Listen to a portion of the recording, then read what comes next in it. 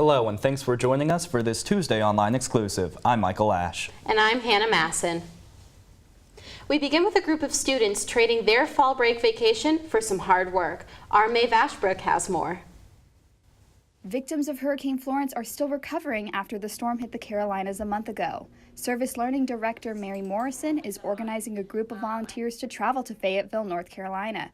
She says this would not have been possible without the support from families during Parents' Weekend. They provided about $3,700 to help pay for gas, food, transportation, that kind of thing. So that was generous because we really didn't have funds to help get people to the affected areas. Elon Volunteers is looking for anyone passionate about service to join them.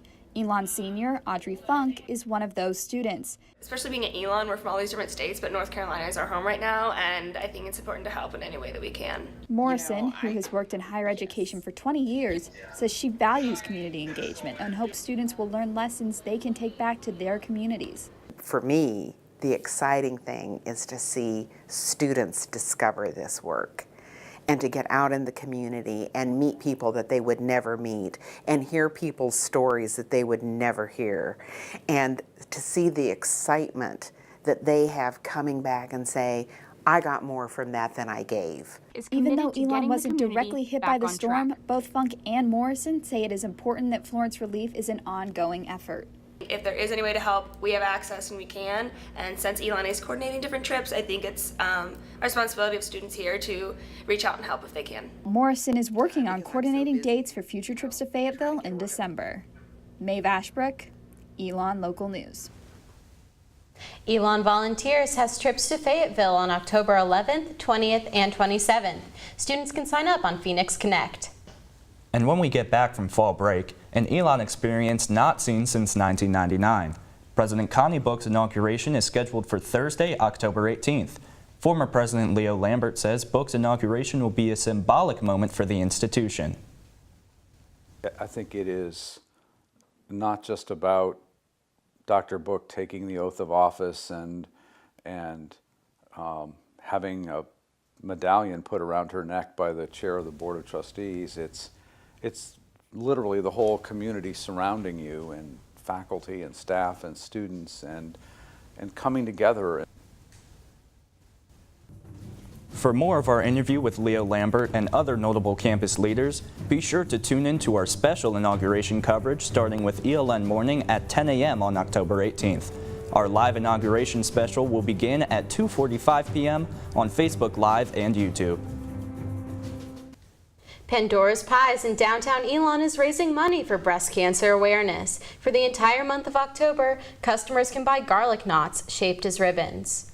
The owner of Pandora's Pies, Peter Eustich, says it's more than just a fundraiser. My mother is a two-time breast cancer survivor, so I thought of a cool, different way to kind of come up with raising money and making it fun and unique, way to get a little extra money raised for the Susan G. Komen Research Foundation. 10% of total sales will be donated to the Susan G. Komen Foundation. According to Feeding America, nearly 15% of Alamance County residents are food insecure, which means they have limited access to fresh food. But our Cami Benke spoke with one community member who is using a unique and organic approach to help put food back into her community. Vulin Small spends almost every day here, inside a greenhouse at the Guilford County Farm. It is a very safe haven. Inside are fruits and vegetables ready for harvest. We have about 4 types of lettuces. We have some turnips, tomatoes, and cucumbers, and squash.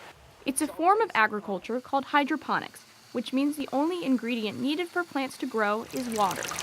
We control everything. We control the temperature, we control the nutrients they get, the whole 9 yards. After receiving a grant from the USDA, Small decided to use hydroponics to do something bigger. We were looking for something where we could teach character development. Hydroponic was perfect. She decided to create a space where at-risk youth could plant, grow, and harvest their own produce. The produce goes right back into the community in counties like Guilford and Alamance that are classified as food deserts. They don't get a whole lot of positive reinforcement. They don't get that stuff. And this is a way that they can truly get something and they can actually see what they've done. When Deborah Scales' sons Ishan and Aaron started working in the greenhouse, Scales says she saw tremendous growth.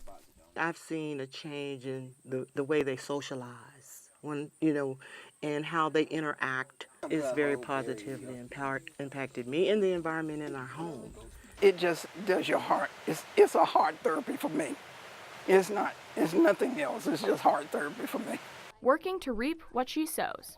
The worst kid can be helped. You gotta find the diamond in the rough. You gotta find it. It's in there. And if you don't believe that diamond is in there, you won't search for it. I don't care what the circumstances are, you gotta find that diamond. It is never gonna glow until you get it out. Cami Benke, Elon Local News. Small's hydroponics program currently has 8 students, and she plans to expand her mentoring staff.